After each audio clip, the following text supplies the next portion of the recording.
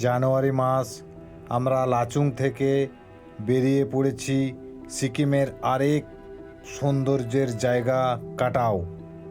চারিদিকে বরফে মোড়া পাইন সহ বিভিন্ন সরলবর্গীয় অরণ্যের বুক চিরে এগিয়ে চলেছে আমাদের গাড়ি।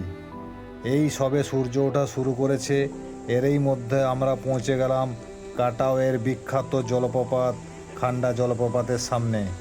এই পাহাড়ের মাথা থেকে কলকল বেগে নেমে আসছে এই খান্ডা জলপ্রপাত, যেটি কাটাওয়ের সৌন্দর্যকে আরও বাড়িয়ে দিয়েছে। এখানকার সূর্যোদয়ের দৃশ্যও সত্যই অসাধারণ। এই দেখুন সেই খান্ডা জলপ্রপাত, যা বরফের মধ্য দিয়ে নেমে চলেছে পাহাড়ের নিচে এবং মিশেছে লাচুং নদীতে গিয়ে।